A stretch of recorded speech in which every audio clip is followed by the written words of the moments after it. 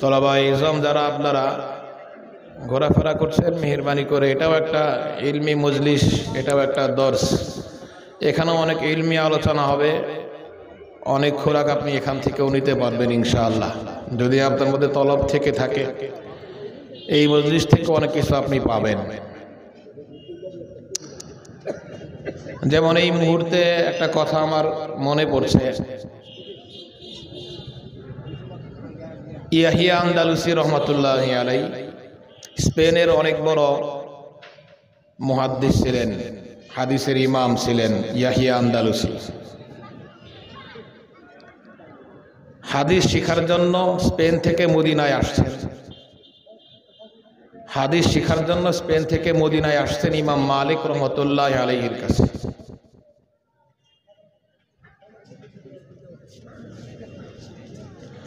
মদিনার ইমাম, হাদিসের ইমাম ইমাম মালিক রহমতুল্লাহ আলাইহি, ওনার কাছে হাদিস শিখার জন্য মদিনাতে আসছেন স্পেন থেকে। বিভিন্ন দেশ থেকে আরো অনেক হাদিসের ছাত্র সেখানে ছিল, হাদিস শিখার জন্য আসছে। ইমাম মালিকের সামনে বসা আছে।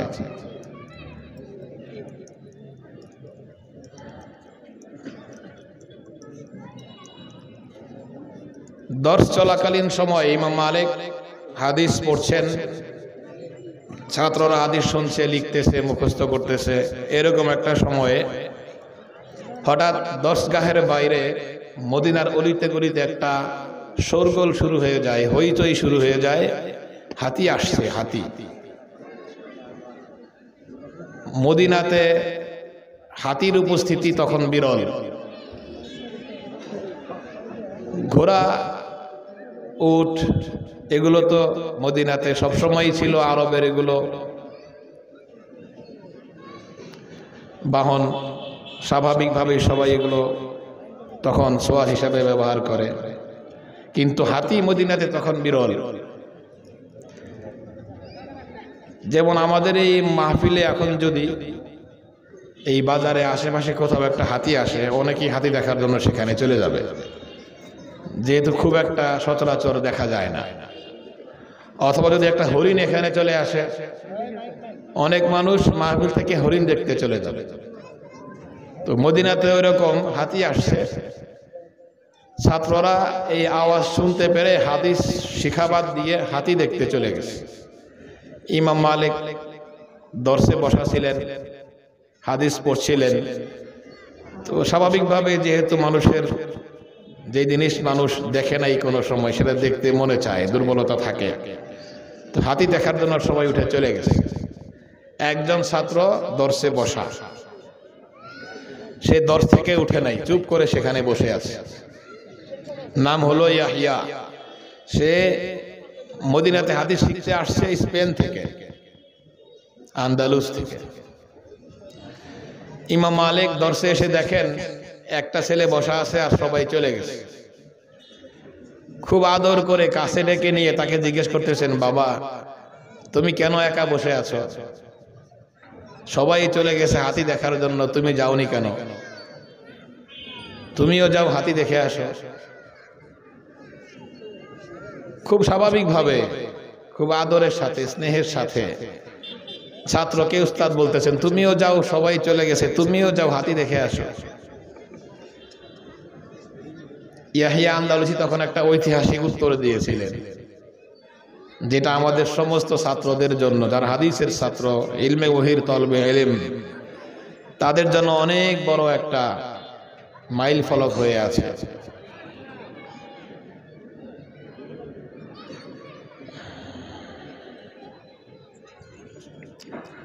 তিনি উত্তর দিয়েছিলেন, আমি সুদূর স্পেন থেকে মদিনাতে হাতি দেখতে আসি নাই। আমি সুদূর স্পেন থেকে মদিনাতে হাতি দেখতে আসি নাই, আমি এসেছি আপনাকে দেখতে। আপনি যা বলবেন সেটা শুনতে এসেছি, সেটা হৃদয়ে গ্রহণ করতে এসেছি। আমি স্পেন থেকে মদিনাতে হাতি দেখতে আসি। ইমাম মালিক তখন খুব খুশি হয়ে এই ছাত্রকে লকব দিয়েছিলেন, উপাধি, হাদা আকিলুল আন্দালুস। এই ছেলেটা স্পেনের বুদ্ধিমান। এই ছেলেটা স্পেনের বুদ্ধিমান, আকিলুল আন্দালুস। তখন থেকে তিনি এই নামে প্রসিদ্ধ, আকিলুল আন্দালুস ইয়াহিয়া। হাদিসের অনেক বড় ইমাম ছিলেন। তো রাসূলের হাদিস শোনার জন্য স্পেন থেকে মদিনায় গেছেন, অন্য কোনো দিকে মনোযোগ দেন নাই। আমরা আজকে এখানে যে মাহফিলে বসছি, এটা সিরাত মাহফিল। রাসূলের জীবন চরিত্র নিয়ে, হাদিসের বিভিন্ন দিক নিয়ে আলোচনা হবে। যা কিছু এখানে উলামায়ে কেরাম বলবেন সবই রাসূলের সিরাতের অংশ, সবই রাসূলের সিরাত থেকে বলবেন। নবীজি আমাদের সামনে যা রেখে গেছেন, আমানত হিসাবে পৌঁছে দিয়ে গেছেন দীর্ঘ 23টি বছরে, সেখান থেকে কিছু জিনিস আমরা এখানে উলামায়ে কেরামের জবান থেকে শুনব। এখানে আমরা যারা এসেছি আমাদেরকেও ঠিক ওই রকম ইয়াহিয়া আন্দালুসির মতো গভীর অভিনিবেশ নিয়ে বসতে হবে, খুব মনোযোগের সাথে কথাগুলো শুনতে হবে। এখানে আল্লাহ রাসূলের সিরাত থেকে আলোচনা হচ্ছে। সাহাবায়ে কেরাম যখন রাসূলের সামনে বসে থাকতেন, আলোচনাগুলো শুনতেন, মনে হতো মাথায় পাখি বসতে পারবে, কোনো নড়াচড়া নেই, খুব মনোযোগ দিয়ে কথাগুলো শুনতেন। আসলে কিতাব তো ছিল শুধু কোরআনে কারীম, আর তো কোনো কিতাব ছিল না। আয়াত নাজিল হচ্ছে, সাহাবায়ে কেরাম লিপিবদ্ধ করছেন, লিখছেন, রাসূল সেগুলো ব্যাখ্যা করে বুঝিয়ে দিচ্ছেন, আমল করে দেখাচ্ছেন। এই তো একটা মজলিস, আর তো কোনো কিতাব নেই।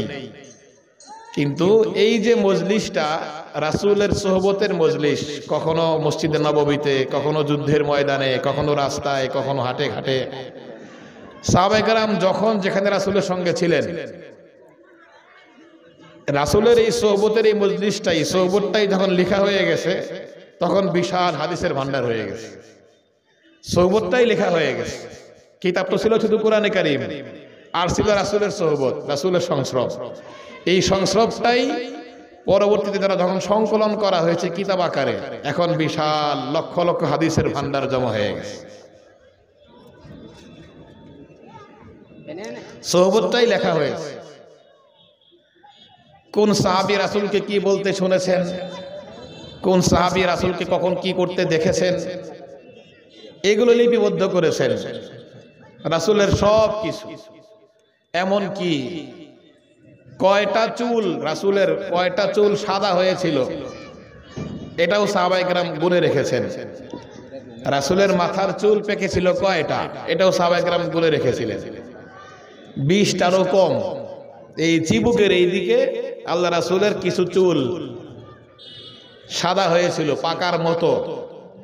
পুরোপুরি পাকার বয়সে রাসূল তো পৌঁছেনি নাই, কিন্তু কিছু চুল সাদা, লালচে থেকে সাদা, কিছুটা সাদাটে, এই দিক দিয়ে 19টার মতো চুল, 18, 19, 17 এরকম 20-এরও কম। এটাও সাহাবায়ে কেরাম গুনে রেখেছে। তো সোহবতটা কত গভীরভাবে গ্রহণ করেছিলেন নবীর সংস্রব।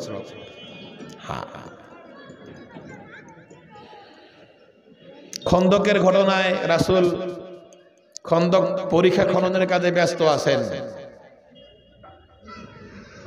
সাহাবায়ে কেরামও কাজ করছেন, রাসূলও কাজ করতেছেন।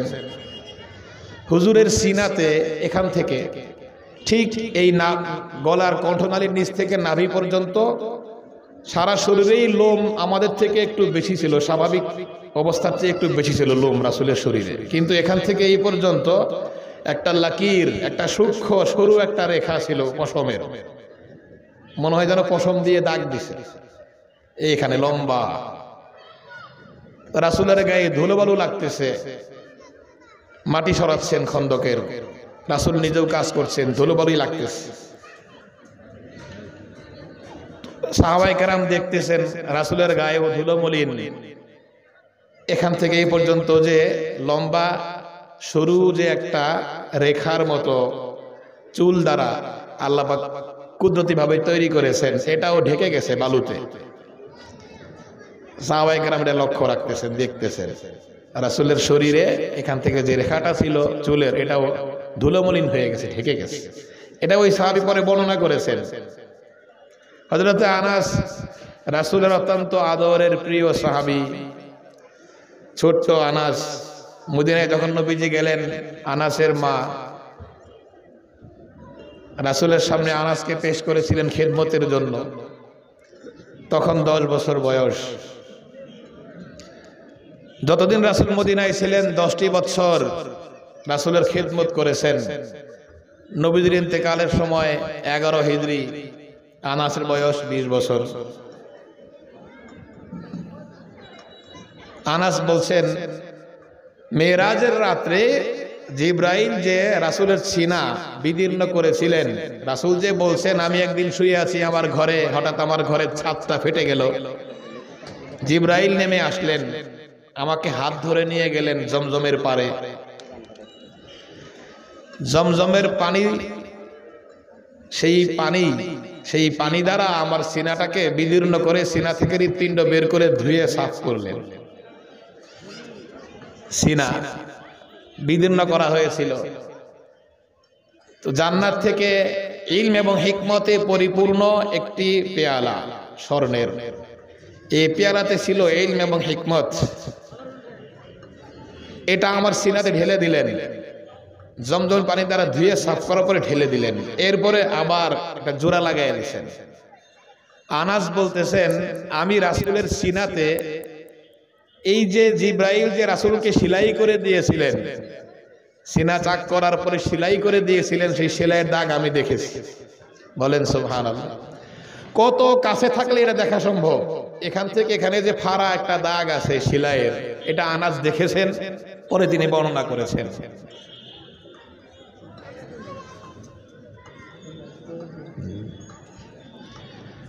তো আমরা আজকে যে মাহফিলে বসছি সিরাতের শিরোনামে মাহফিল, প্রত্যেকটা আলোচনা গভীর মনোযোগ দিয়ে শুনতে হবে। সাহাবায়ে কেরামদের এরকম খুব কাছে থেকে রাসূলকে দেখেছেন গভীর মনোযোগ দিয়ে, গভীর মনোযোগ দিয়ে। রাসূল যখন কথা বলতেন, হাসতেন, কতটুকু ফাঁক হতো রাসূলের ঠোঁট, এটাও সাহাবায়ে কেরাম মনে রেখেছেন। দাঁতগুলো কেমন ছিল? দাঁতগুলো কি ফাঁকা ফাঁকা ছিল নাকি একবারে এরকম আটসাট ছিল? পায়ের তলাটা কেমন ছিল? হাতের তলাটা কেমন ছিল? হাতের রেখাগুলো কেমন ছিল? যখন হাঁটতেন কিভাবে হাঁটতেন? যখন বসতেন কিভাবে বসতেন? যখন কথা বলতেন কিভাবে কথা বলতেন? সবই সাহাবায়ে কেরাম মনে রেখেছেন। যখন পানি পান করতেন কিভাবে পানি পান করতেন? যখন শুয়ে থাকতেন কেমন দেখা যাইত নবীজিকে? সব বলে রেখেছেন। কিভাবে সম্ভব হয়েছে? পৃথিবীর আর কোনো ইতিহাস, আর কোনো ধর্মের ইতিহাস এই নজির পেশ করতে পারবে না, যেটা উম্মতে মুহাম্মাদই পারবে তাদের নবী সম্পর্কে পেশ করতে। হ্যাঁ,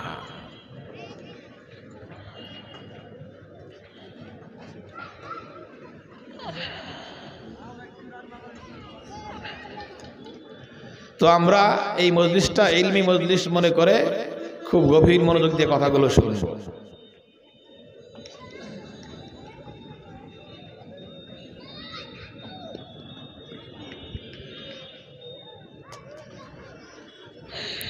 এবং এটা আমার নাজাতের উসিলা মনে করে আমি শুনব। দেখেন, মুসলমানদের ইতিহাস যাদের জানা আছে, যারা কিছুটা হলেও পড়েছেন, তারা সকলেই জানেন মুসলমান তাদের নবীকে যতটা ভালোবাসে, যতটা ভালোবেসেছে এখনো বাসে, পৃথিবীর ইতিহাসে আর কোন মতাদর্শের লোক এর নজির পেশ করতে পারবে না, সম্ভব নয়। এক একটা ঘটনা এরকম বিস্ময়কর, সবাই শুনে হতবাক হয়ে যায়। এটা কিভাবে সম্ভব? এভাবে কাউকে ভালোবাসা?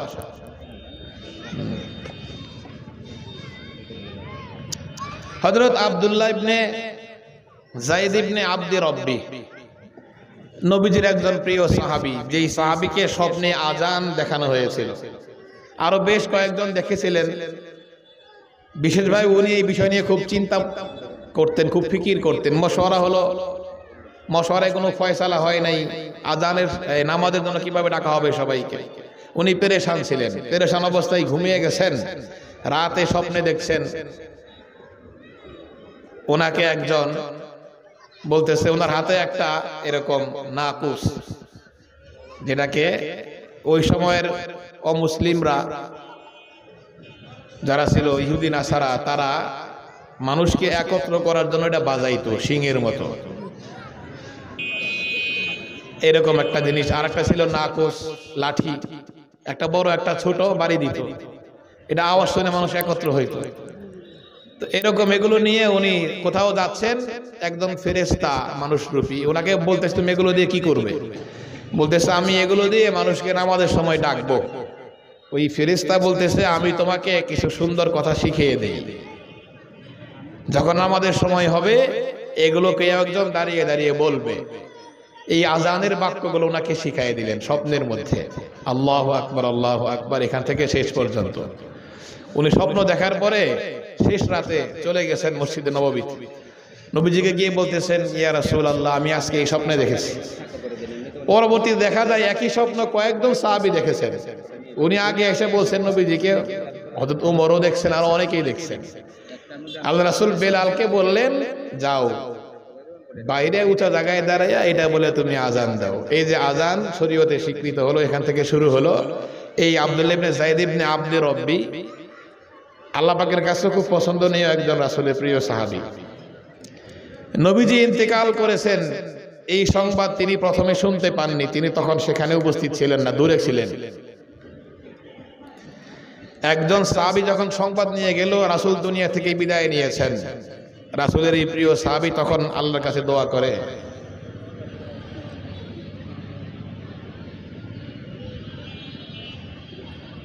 হে আল্লাহ, আল্লাহুম্মা আমিনি, আল্লাহুম্মা আমিনি, হে আল্লাহ আমাকে অন্ধ করে দেন, হে আল্লাহ আমাকে অন্ধ করে দেন। আমি আমার প্রিয় হাবিবের পরে দুনিয়া থেকে তিনি চলে গেছেন আর তাকে দেখতে পাবো না, এই সংবাদ শোনার পরে আমি আর আমার চোখ দিয়া কাউকে দেখতে চাই না। আমি এই চোখে রাসূলকে আর দেখতে পাবো না, আমার চোখের আর প্রয়োজন নেই। যেই চোখ দিয়ে আমি আমার প্রিয় তোমাকে দেখতে পাবো না, রাসূলকে দেখতে পাবো না, সেই চোখের আমার আর প্রয়োজন নেই। আপনি আমার চোখ অন্ধ করে দেন। একজন মানুষের কাছে চোখের দৃষ্টি কতটা প্রিয়, কতটা দামি দেখেন। কাউকে যদি বলা হয় আমি তোমাকে 1 বস্তা টাকা দেব, তুমি তোমার চোখটা আমাকে দিয়ে দাও, কোন সচেতন মানুষ, বুদ্ধিমান মানুষ, সুস্থ মানুষ কি রাজি হবে? তুমি তোমার চোখটা আমাকে দিয়ে দাও, তোমাকে আমি 1 বস্তা টাকা দেব, রাজি হবে না। নবীর এই সাহাবী দোয়া করতেছেন, যেই চোখ দ্বারা আমি রাসূলকে আর দেখতে পাবো না, সেই চোখের আমার আর প্রয়োজন নেই, আল্লাহ তুমি আমাকে অন্ধ করে দাও। আল্লাহ পাক রাসূলের এই প্রিয় আশিক এই সাহাবীর দোয়া কবুল করে ফেলেছেন, উনি সঙ্গে সঙ্গে অন্ধ হয়ে গেছেন। এই হলো সাহাবায়ে কেরামের রাসূল প্রেম।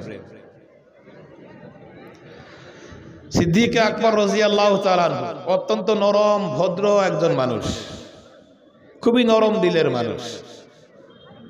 কোরআন তেলাওয়াত করলে চোখ থেকে অশ্রু ঝরে পড়তো, অঝোর ধারায় কাঁদতেন। কোরআন তেলাওয়াত করার সময় কাঁদতেন। নবীজির ইন্তেকালের আগে রাসূল অসুস্থ ছিলেন 13 দিন। বৃহস্পতিবার মাগরিবের নামাজ পড়িয়েছিলেন সর্বশেষ। এশার নামাজ পড়াতে যাবেন, ওযু করছেন, মসজিদে যাবেন, বারবার রাসূল বেহুশ হয়ে যাচ্ছেন। 3 বার চেষ্টা করে যখন ব্যর্থ হলেন, তখন বললেন আবু বকরকে নামাজ পড়াইতে বলো, আবু বকরকে নামাজ পড়াইতে বলো। হযরত আয়েশা তখন বলেছিলেন, ইয়া রাসূলুল্লাহ, আমার পিতা তো খুবই নরম মনের মানুষ, উনি আপনার জায়গায় দাঁড়িয়ে নামাজ পড়াবেন, এটা তো ওনার পক্ষে সম্ভব হবে না। উনি তো কাঁদতে কাঁদতে অস্থির হয়ে যাবেন, কোরআন তেলাওয়াত শোনা যাবে না, বোঝা যাবে না। আপনি অন্য কাউকে বলেন, হযরত ওমরকে বলেন। বারবার বলতেছেন এই কথা।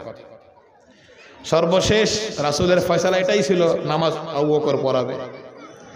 এই আবু বকর ইসলামের প্রথম প্রহরেই, প্রথম দিকেই মুসলমান হয়েছেন, সিদ্দিক আকবর রাদিয়াল্লাহু তাআলা আনহু। কিন্তু পিতা আবু কুহাফা মুসলমান হয় নাই,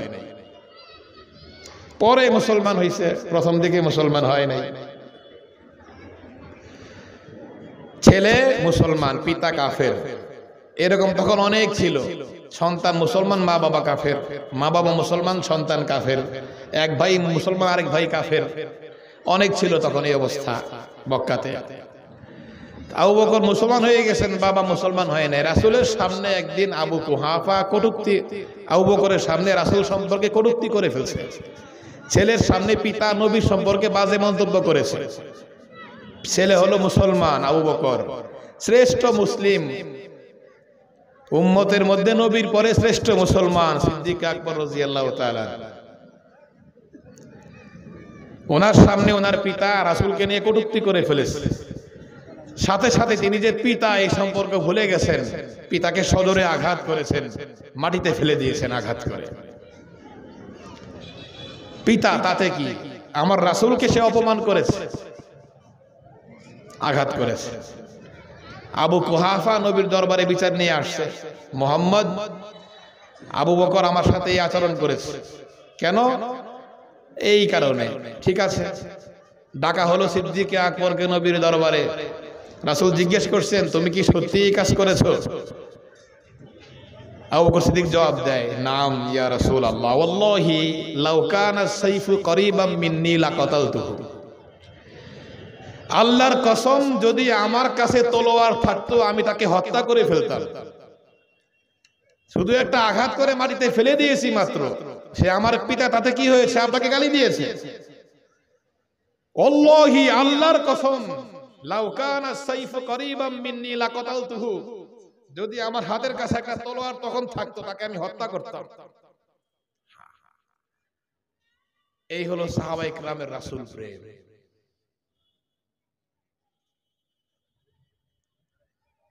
অনেক পরে উমাইয়া শাসনামল চলতেছে, মুসলিম বিশ্বের খলিফা আব্দুল মালিক ইবনে মারওয়ান মুসলিম বিশ্বের শাসক।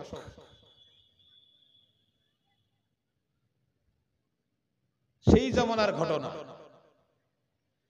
খলিফার ছেলে হিশাম ইবনে আব্দুল মালিক হজের সময় হজ করার জন্য মক্কায় আসছে। তাওয়াফের আগে যদি সুযোগ হয় হজরে আসওয়াদকে চুমা দিতে হয় অথবা স্পর্শ করতে হয়, তারপরে তাওয়াফ শুরু করতে হয়। খলিফা পুত্র শাহজাদা, সাথে অনেক নেতারাও আসে, শাহী মহলের রাজ দরবারের অনেক বড় কর্তাকর্তারাও সেখানে আছে। রাজার ছেলে হজ করতে আসছে, সাথে নিয়ে আসছে। আরবের প্রসিদ্ধ কবি ফারাজদাক, যিনি উমাইয়া যুগের শ্রেষ্ঠ একজন কবি হিসাবে এখনো ইতিহাসে তার নাম স্বর্ণাক্ষরে লেখা আছে। উমাইয়া শাসনামলের রাজ দরবারের কবি ফারাজদাক, উনিও সাথে আছেন। বাদশার এই ছেলে হজ করতে গেছে, হিশাম ইবনে আব্দুল মালিক, তার সাথে তিনিও গেছেন। তো খলিফা সঙ্গে যারা আছে, খলিফার পুত্র হিশাম ইবনে আব্দুল মালিকের সঙ্গে সবাইকে নিয়ে তাওয়াফ করবে। তো হজরে আসওয়াদ চুমা দিতে যাবে, এত ভিড়, ভিড়ের কারণে সে আর সামনে যেতে পারে নাই, পাথর পর্যন্ত দেওয়া তার সুযোগ হয় নাই। পাথরে চুমা না দিয়েই সে এক পাশে বসে আছে। সে যে বাদশার ছেলে, এজন্য কেউ তাকে সুযোগ দেয় নাই। বাস সবাই সবার মতো তাওয়াফ করতেছে, উনি পাথরে চুমা দিতে ব্যর্থ হলেন। ব্যর্থ হয়ে এক পাশে বসে আছে। ভিড় যখন কমবে তখন যাবেন চুমা দেওয়ার জন্য। এক পাশে বসে আছে সবাইকে নিয়ে, সাথে শাহী দরবারের বড় বড় নেতারাও আছে।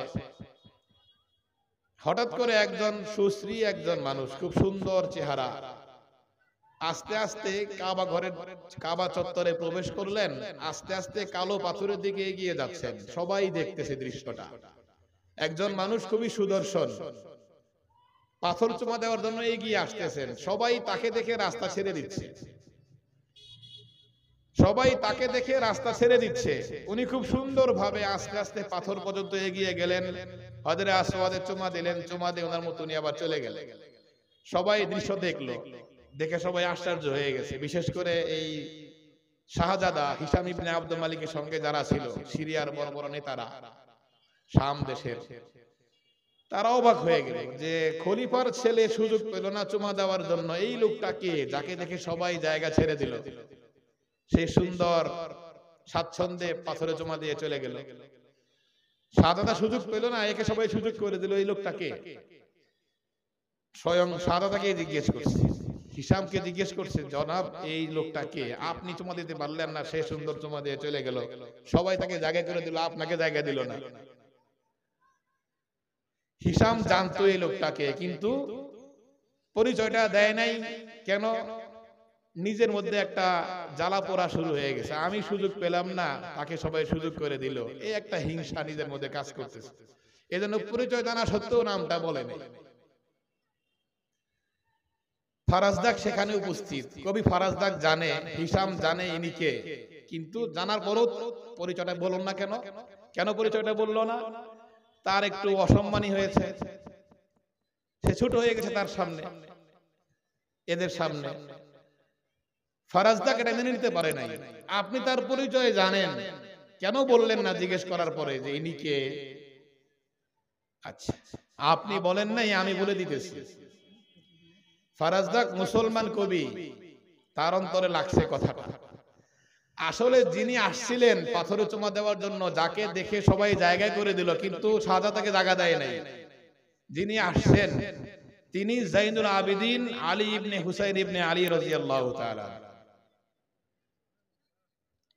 হযরতে আলীর নাতি, হযরতে হুসাইনের পুত্র আলী, যাকে আমরা চিনি জাইনুল আবিদিন হিসাবে, জয়নুল আবিদিন। ইনি আসছেন, ওনাকে দেখে সবাই রাস্তা ছেড়ে দিচ্ছে। রাসূলের নাতি আসছে হজরে আসওয়াদ চুমা দেওয়ার জন্য, কার সাহস তার পথ আটকায়? বরং যে যত তার খেদমত করবে, যে যত তাকে সুযোগ করে দেবে, সে তত নবীর মহব্বত পাবে, নবীর ভালোবাসা পাবে। নবীর নাতি আসছেন কালো পাথরে চুমা দেওয়ার জন্য, সবাই রাস্তা ছেড়ে দিছে। হিসাম জানতো উনি জাইনুল আবেদিন, কিন্তু পরিচয়টা তার লোকদেরকে সে বলে নাই। ফারাজদাক সেখানে উপস্থিত, সঙ্গে সঙ্গে এই যে জাইনুল আবেদিন, তার প্রশংসায় লম্বা একটা কবিতা উপস্থিত আবৃত্তি করে ফেললো আরবিতে, বড় একটা কবিতা। জাইনুল আবেদিনের প্রশংসা করতে গিয়ে, তার পরিচয় দিতে গিয়ে তাৎক্ষণিক একটা কবিতা রচনা করে ফেললো ফারাজদাক। সেই কবিতার একটা অংশ হলো, হাযাল্লাযী তারিফুল বাতহা ওয়াতআতাহু,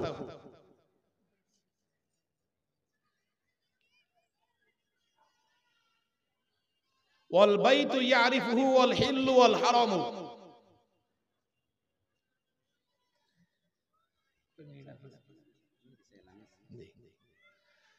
আমি বলছি তার পরিচয় শোনো। হাযাল্লাযী তারিফুল বাতহা ওয়াতআতাহু, ইনি তো সেই মহান ব্যক্তি যার প্রতিটা পদভার, প্রতিটা পায়ের চিহ্ন, পায়ের কদম এই আরব উপত্যকা চিনে, এই আরব ভূমি, তার প্রতিটা কদম ধুলি তার চেনা, প্রতিটা পদভার তাদের চেনা আছে। এই লোকটাকে, তার পদভার এরা চিনে। ওয়াল বাইতু ইয়ারিফুহু, এই যে আল্লাহর ঘর বাইতুল্লাহ, এই বাইতুল্লাহও তাকে চিনে। ওয়াল হিল্লু ওয়াল হারামু, ওরা হেরেমের এরিয়া, হেরেমের যে এরিয়া সীমানা, এটাও তাকে চিনে। হেরেমের বাইরের গোটা দুনিয়া, হিল এবং এর বাইরের গোটা দুনিয়া, সবাই তাকে চিনে। তুমি তাকে চেনো না?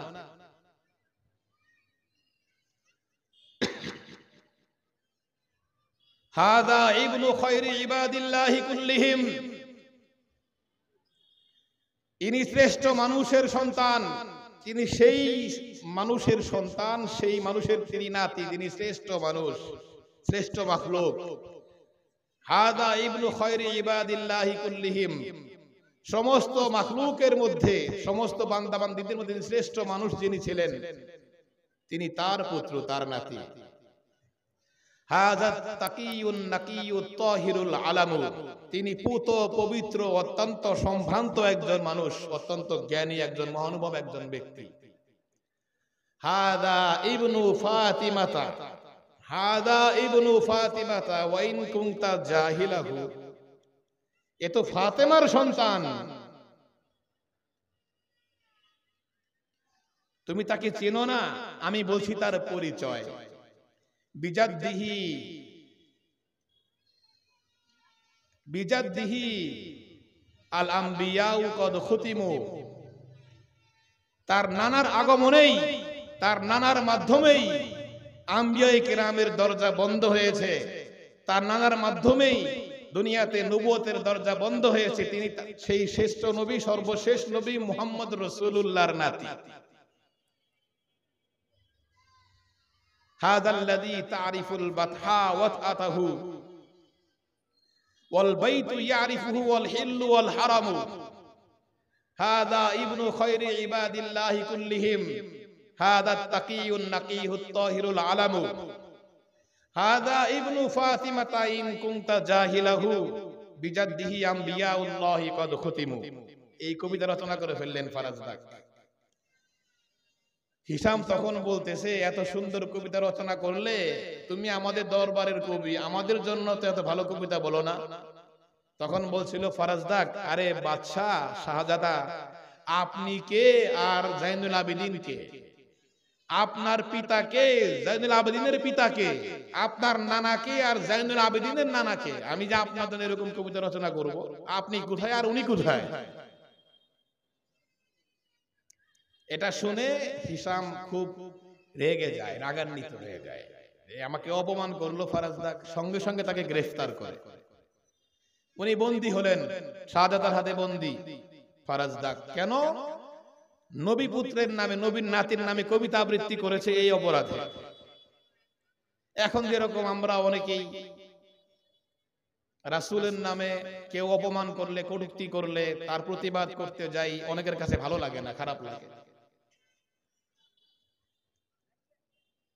রাসূলকে নিয়ে কেউ বাজে মন্তব্য করে, ইসলাম বিদ্বেষী কোনো কাজ করে বসে, ইসলামে আঘাত করে, প্রতিবাদ করতে যায়, অনেকের কাছে খারাপ লাগে। আমাদেরকে বন্দী করা হয়, গ্রেফতার করা হয়। তখন থেকেই আসে যারা জালিম শাসক, তাদের মধ্যে এরা তখন থেকেই ছিল। এরকম গ্রেফতার করে ফেলেছে, বাস উনি জেলখানায় বন্দী। খবরটা গেল জাইনুল আবেদিনের কাছে। উনি জাইনুল আবেদিনকে খুশি করার জন্য, এই হিসাম এর কারাগারে বন্দী ফারাজদাককে খুশি করার জন্য জাইনুল আবেদিন অনেকগুলো টাকা, স্বর্ণ মুদ্রা উপহার পাঠাইছেন। তখন ফারাজদাক বলছিল যে আমি একজন কবি, রাজ দরবারের কবি, আমি বাদশার দরবারে কবিতা আবৃত্তি করে পয়সা কামাই করে, এটা আমার পেশা। কিন্তু আল্লাহর কসম, আমি এই কবিতা যেটা আমি জাইনুল আবেদিনের প্রশংসায় রচনা করেছি, কোনো পয়সার জন্য করি নাই। আমি এই কবিতা আবৃত্তি করেছি জাইনুল আবেদিনের নানা মুহাম্মদুর রাসূলুল্লাহ সাল্লাল্লাহু আলাইহি সাল্লামের মুহব্বতে, তার শাফায়াত পাওয়ার আশায়। বলেন সুবহানাল্লাহ। আমি পয়সার জন্য এই কবিতা আবৃত্তি করি নাই, শুধু এই আশায় করেছি, আল্লাহ নবী যদি আমাকে সুপারিশ করেন হাশরের ময়দানে, আমি নবীর নাতির জন্য বাদশাকে উপেক্ষা করে, বাদশার পুত্রকে উপেক্ষা করে, পরবর্তী খলিফা শাহজাদা হিসাম তাকে উপেক্ষা করে নবীর নাতির প্রশংসা আমি কবিতা রচনা করেছি, তার সামনে প্রতিবাদ করেছি। আমি শুধুমাত্র নবীর মুহাম্মদ। আমার জান যাবে, যাক, জেল খাটবো, কিন্তু আমার কাছে আমার ঈমান সবচেয়ে দামি। আমি রাসূলকে ভালোবাসি, এজন্যই আমি অন্যায় পথে পা বাড়াই না। আমি রাসূলকে ভালোবাসি, রাসূলকে মানি বলেই আমি কোনো হারাম পথে উপার্জন করি না, খুব কষ্টে জীবন যাপন করি। এটা আমার ফখর, আমার গৌরব। আমার জান চলে যাবে, কিন্তু আমি আমার রাসূলের সম্মানে আঘাত আসবে, এটা আমি মেনে নিতে পারি না। এটা কোনো মুসলমান মেনে নিতে পারে না। এই জন্য এটা সিরাত মাহফিল, আমরা এখানে আসছি ওইরকম আজমত মহব্বত অন্তরে নিয়ে এখানে সবাই বলবে। এখানে অনেক তলবেলেম আসছে। আমি একটা কিতাবের নাম বলি, আসসারিমুল মাসলুল আলা শাতিমির রাসূল, কিতাবের নাম লিখে রাখেন, আসসারিমুল মাসলুল আলা শাতিমির রাসূল। এটা রাসূলকে যারা বাজে মন্তব্য করে, কটূক্তি করে, তাদের একটা উচিত জবাব এই কিতাবের মধ্যে আছে, আরবি কিতাব, লিখে রাখেন সবাই। আল্লাহ পাক তৌফিক দেন। ওয়া আখিরু দাওয়ানা আলহামদুলিল্লাহি রাব্বিল আলামিন।